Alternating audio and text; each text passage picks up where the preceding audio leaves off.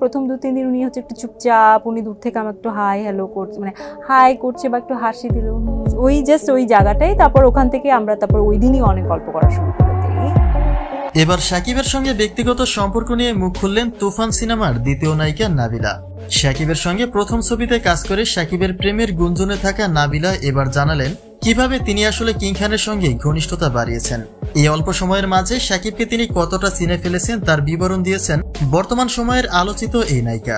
তাই তার বিস্তারিত জানতে অবশ্যই ভিডিওটি না টেনে সঙ্গে থাকুন। প্রথম ছবিতে কাজ করে শাকিবের প্রতি ফিদা হয়েছেন নায়িকা নাবিলা।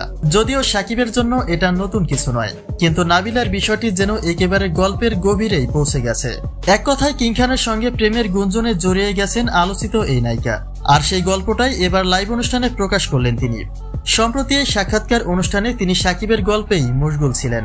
শাকিবের সঙ্গে তার কিভাবে কি হয়েছে তার সবটাই প্রকাশ করেছেন। প্রথম 2-3 দিন উনি হচ্ছে একটু চুপচাপ, উনি দূর থেকে আমাকে একটু হাই হ্যালো করছে, মানে হাই করছে বা একটু হাসি দিল, ওই দিনই অনেক গল্প করা শুরু করে দিই। তারপর আস্তে আস্তে আমাদের প্রত্যেকটা শটের মাঝে আমাদের একটা খুনসুটি হয়। হ্যাঁ, অপু বুবলির পরে এবার নাবিলার সঙ্গে প্রেম করছেন শাকিব খান, এমন কথাটি এখন বেশ আলোচিত। তবে কেউ আবার এমনটাও দাবি রাখে যে নাবিলা শুধুমাত্র আলোচনায় থাকতেই কিং খানকে নিয়ে নানা রকম ইঙ্গিতপূর্ণ মন্তব্য করছেন। তবে সিনেমার একটা শুটে নাবিলার গালে চুমু খেয়েছিলেন শাকিব খান, যে বিষয়টি নিয়ে তাদের ব্যক্তিগত সম্পর্ক নিয়ে চর্চা কম হয়নি। তবে নাবিলা কথা বলেননি যে শাকিবের সঙ্গে তিনি প্রেম করছেন। তার বলা কথাগুলি থেকে মনে করা হচ্ছে যে শাকিবের সঙ্গে তার ব্যক্তিগত সম্পর্ক রয়েছে। তুফান খ্যাত এই নায়িকা অপু বিশ্বাসের মতো করে শাকিবের কিছু বর্ণনা দিয়েছেন।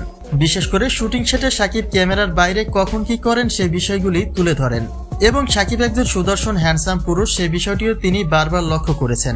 এক কথায় শাকিবকে তার কাছে ভালো লাগে, যে কারণে সন্দেহটা আরো গাঢ় হয়েছে যে শাকিব নাবিলার ব্যক্তিগত সম্পর্কের বিষয়ে। আর যদি তাই সত্য হয় তবে সেটা আপনার কাছে কেমন লাগবে তা কিন্তু নিশ্চয়ই কমেন্ট করতে ভুলবেন না।